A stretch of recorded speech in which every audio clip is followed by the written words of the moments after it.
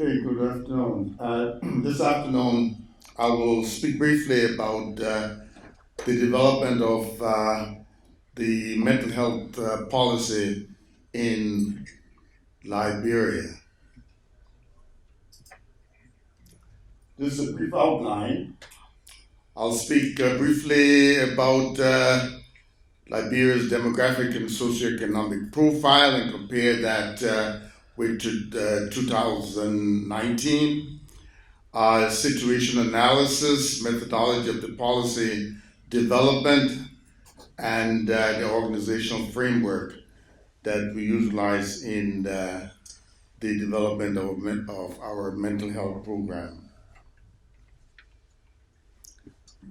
Now, Liberia is a small country, about 43,000 square miles on the west coast of Africa. It's bordered by Sierra Leone, the Ivory Coast or La Côte d'Ivoire, and Guinea and the Atlantic Ocean. It was founded in the early 1800s by freed slaves who left the United States and settled in this place on the west coast of Africa, where we now call Liberia. Gained its independence in 1847, and it's the oldest independent African country apart from Ethiopia. But it has, I think, the youngest mental health program. The country went through a very catastrophic period.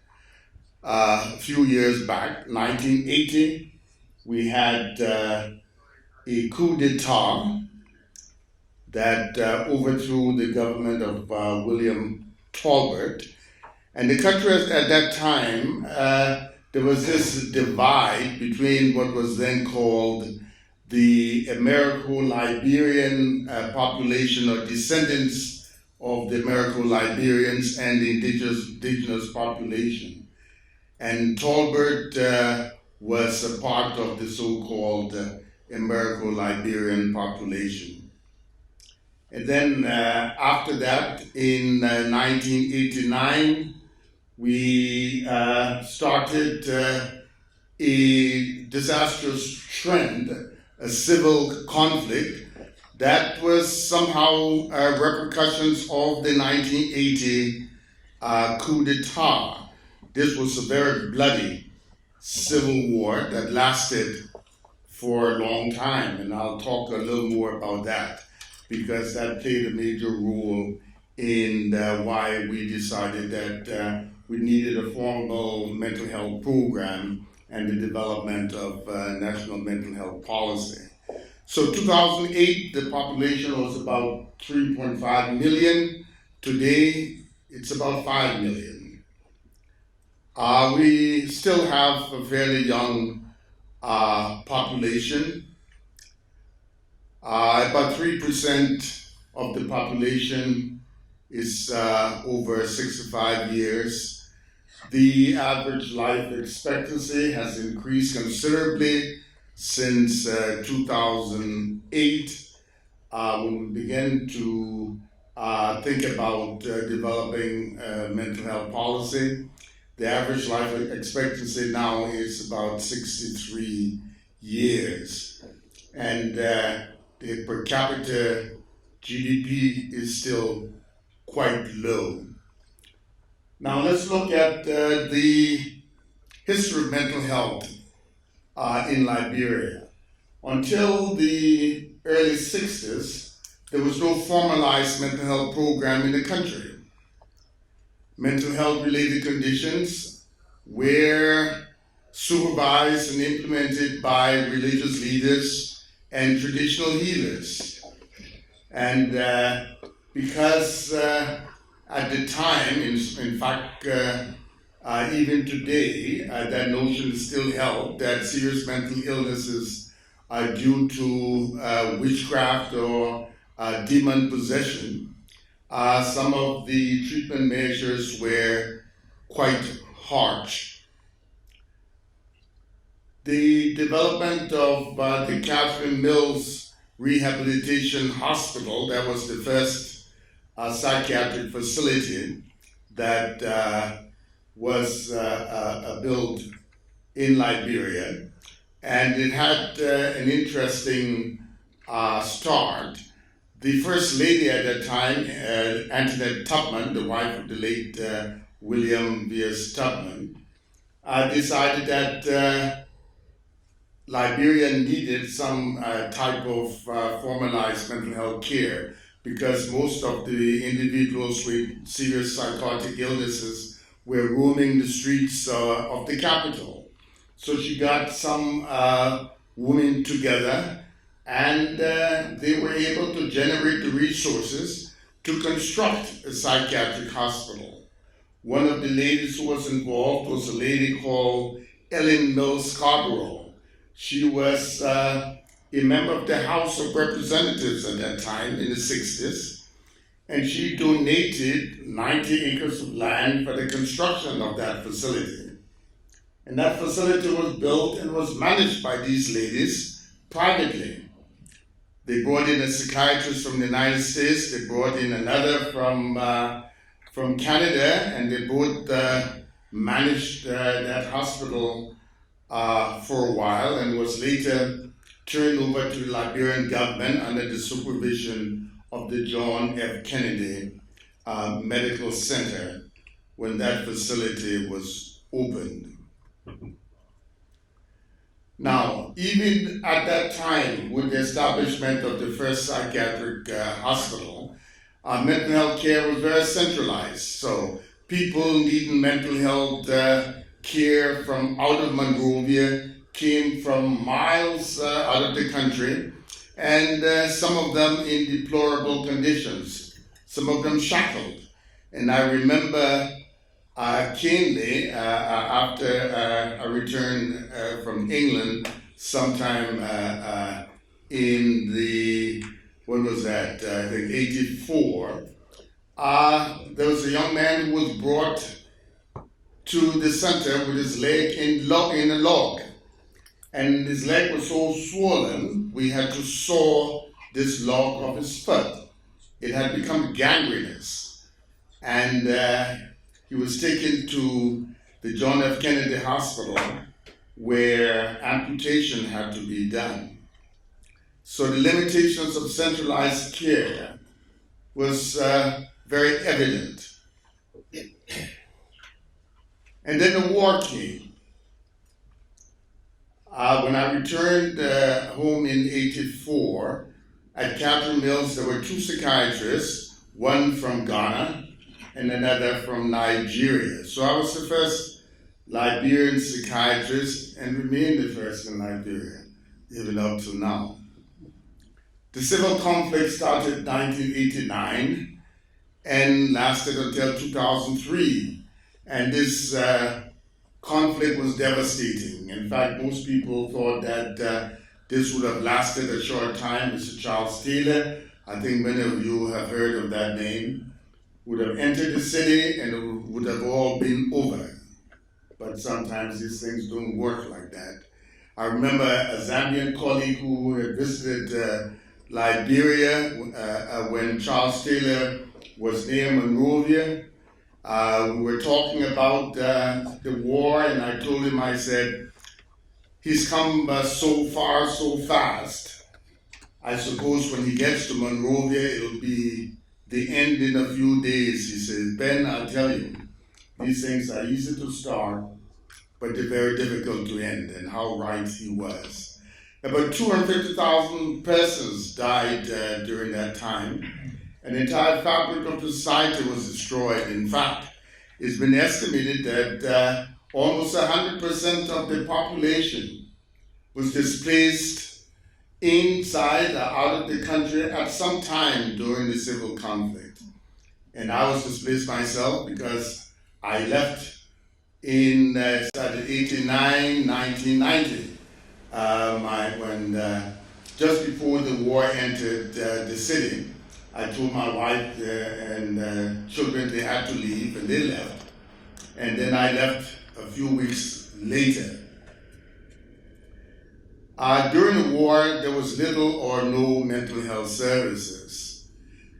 And the traumatic effect of the war was quite obvious.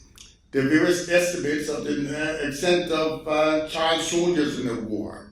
And some suggested it ranged between 25 and 75% of the combatants were children. Schools were frequently disrupted because the war didn't engulf the entire country. At one time, they moved from one place to another and went back to one place and so forth. And I did a study in 1994. I returned to Liberia after working in Malawi for a number of years. I returned to Liberia. I received a telex at that time asking me my interest and availability to return to Liberia to work with the demobilization program at the time. And I agreed and went back to Liberia and joined the local WHO office as a mental health advisor there.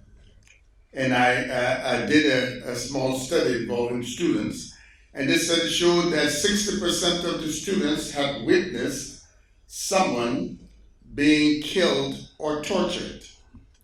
70% of these students said that they had lost all confidence in humanity and thought that adults were not people to look up to.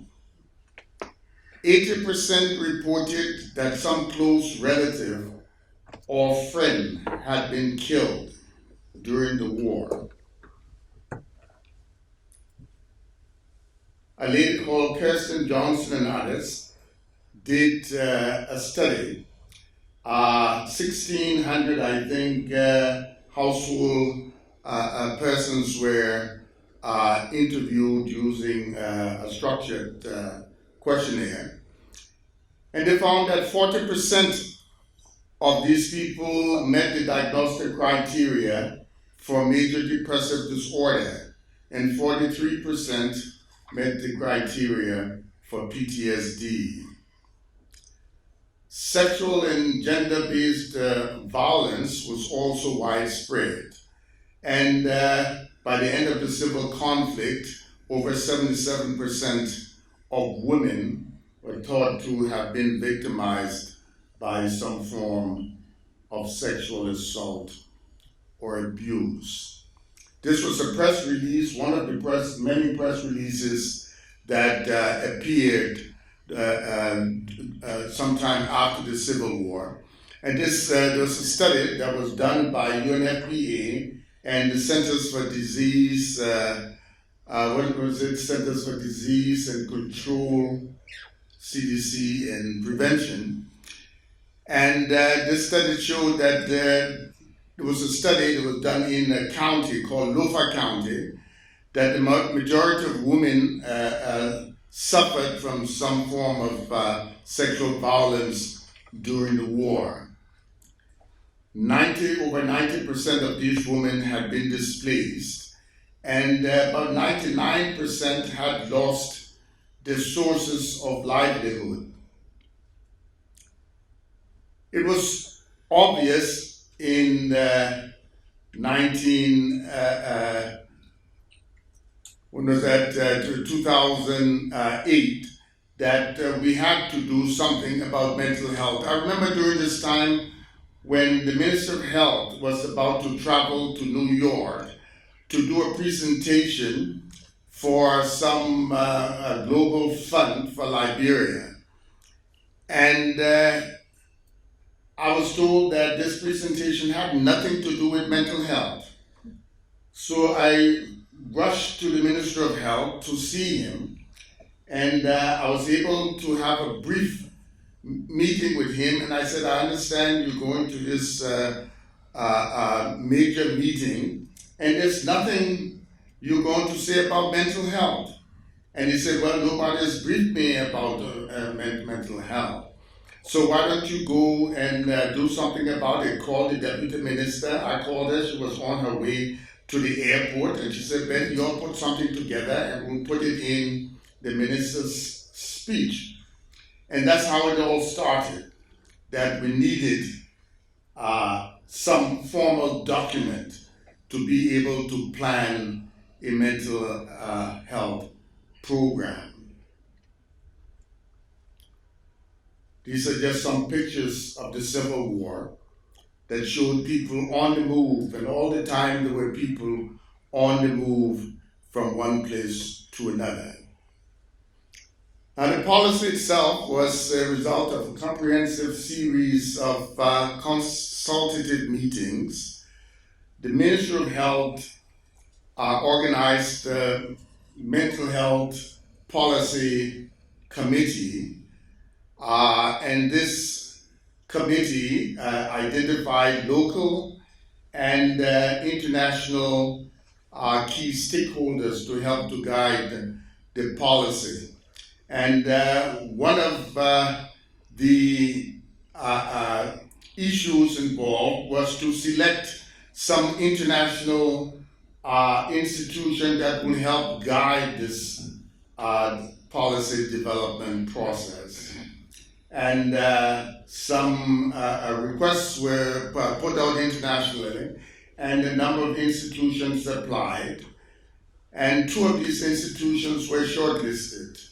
These institutions was Massachusetts General, Harvard Group, and McGill University. And after extensive vetting, the Massachusetts General Harvard Group was selected. And the selection of that group was contentious, and even today there's some repercussions in the mental health grouping in Liberia. And that's how I met Dave Henderson. He headed that team. And we had 2 days of a consultative workshop. We went to the routine of SWOT analysis, and it was recommended that we conduct a needs assessment of children and adolescents, and that was done, and subsequently a paper was published. I think it's the International Journal of Culture and Mental Health, that's right. And this needs assessment key stakeholders process informed the policy development. After that, we had a 2-day validation workshop that informed further processes in the development of the mental health program. Now, the mission of the mental health policy was to ensure that we develop a system that addressed the mental health well-being of all Liberians, but with three primary focus. One, that we have a system available in all areas of the country. We didn't want a centralized system that we had before the war. It must be affordable and accessible. And also, we wanted an improvement in mental health services so that we could make the country a model of post-conflict recovery. We used as our foundational principle the WHO optimal mix of services.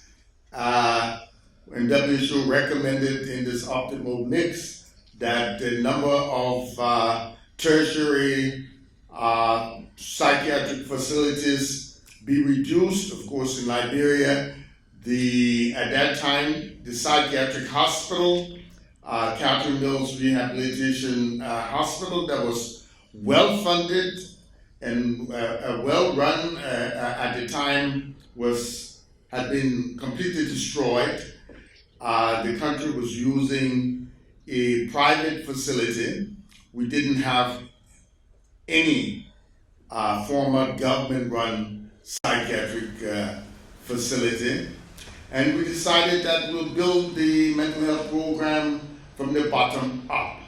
So we utilize the WHO optimal mix of services, focusing on self-care, informal community care, integrating mental health and general health programs in schools, in churches, and in community programs, and developing wellness units, the term we use in the mental health policy, in the district hospitals throughout the country.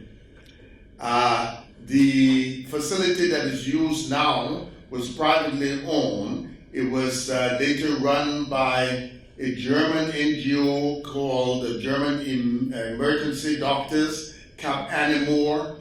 They subsequently turned it over to John F. Kennedy Hospital. Now it's used as the teaching hospital of the John F. Kennedy Medical Center. Now, the foundation. We wanted to develop a mental health infrastructure. Prior to the war, although we had a formal mental health program, a mental health hospital, we didn't have a mental health program. That mental hospital was under GFK. GFK was autonomous. It had really nothing to do with the Ministry of Health. So you had no national mental health program. And this is what we wanted. As I mentioned before, we wanted an affordable program. Training had to be done at all levels, from the bottom to the top. We needed to develop a center of excellence to be able to inform mental health policies and programs. Reduction of stigma by developing legislation to protect the rights of individuals with mental illnesses. And of course, we wanted to focus on the well-being of children and adolescents who were severely impacted by the civil conflict. And of course, substance abuse, I did a mapping around 2008, and even at that time, substance abuse was widespread. There are a number of ghettos throughout various points in and out of Monrovia where you could buy cannabis and crack and various other substances for little or nothing. You could buy a stick of cannabis for as low as 5 US cents. And still you could buy cannabis for about 10 US cents, just about anywhere in Liberia. So we wanted to focus on this also. What has been the challenges? One is budgetary constraints. The government has been going through serious budgetary problems. In fact, the situation recently, since the new government took over, we had a rapid growth in the economy a few years up to the onset of the Ebola crisis. I think some of you heard about Ebola. We were, I think, developing, it was up to GDP 6% a year growth, and now we're going down to negative growth. The US conversion rate has gone up to 200 plus of US dollars, Liberian dollars to $1 US. Before the war was 1 to 1. And it is still rising. But we've been able to achieve a number of things. One, we have a structured mental health program. We have an office in the Ministry of Health with the Director of Mental Health Program. We've begun training at all levels with the aid of the Carter Foundation. We've trained over 230 mental health clinicians. 64 of these clinicians have been trained in child and adolescent mental health, and they're providing services. A number of these have been trained in psychoactive substance use management, and in fact, we're now finalizing the development of the National Mental Health Treatment, National Psychoactive Substance Disorder Treatment Guidelines. We've also commenced postgraduate training in psychiatry. We started in July with 3 residents, and thanks to Soraya, we also have 2 residents in Stellenbosch, and a few years from now we hope to have at least 5, 3 indigenously trained and 2 from Africa. All the other Liberians who train in the States are still in the States. Those who train in England are still in England.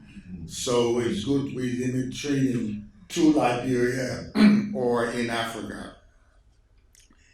And Boston University School of Medicine and Boston Medical Center has now signed a formal MOU with the University of Liberia to establish a center of excellence in psychiatry. In fact, we have been collaborating with, first it was Massachusetts General Hospital and Harvard, and now with Boston Medical Center, Boston University School of Medicine, and we published a number of papers, and we hope to continue with this collaboration. In fact, one of the key supporters of the development of our postgraduate program is Boston Medical Center, and we can't thank Dave Henderson and his group enough for the support they've given us. We've recently passed, or we, that means the National Legislature, has recently passed the first Mental Health Act, safeguarding the rights of the mentally ill in Liberia. And I think that's the end of my presentation, and I thank you very much for your attention. Thank you. Any questions?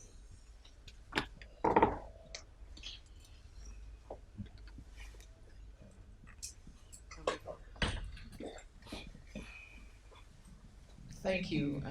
Amazing work. You showed the data for the kids who'd been exposed to very high levels of trauma. Can you tell me how that manifested within the cultural context you're in, and what, if there were any interventions that were used, anything specifically helpful? Well, unfortunately, there's not much in terms of formalized intervention at that time. The repercussions are severe. Violence in society has increased tremendously.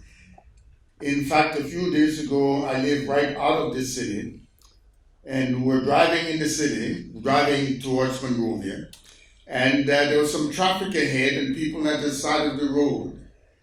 And the driver, of course, slowed down, and he looked on the left, and he said, "Oh, Dr. Harris, there's a body on the side of the road." And I looked, and it was a female. And I said, "There's nothing we can do. This person was obviously deceased. So let's go." And he said, "You know, this thing is happening all over now.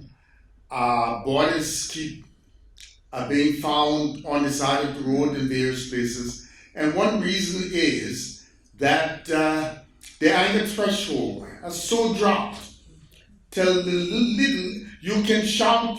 This is a thinking in Liberia where somebody steals something. It could be a chicken. And somebody shouts, "Rogue, rogue, rogue." And a massive group of people will run behind that person and practically beat that person to death. And this mob mentality, this is increased aggression, and of course substance abuse is on the increase. And there's a lot of work we have to do, and a lot of support we need. Thank you, Ben. I think your highlight. I think one of the reasons we're here is that many countries, everybody's in a different place and at a different level, and the notion that like like Ethiopia is further along, can others be pulling each other up in this process and stuff, and so I think that what Liberia's an experience at first in perseverance, and you stayed with it despite all of the challenges, but it also highlights the fact that how collaborations can actually really help move forward. So. Thank you.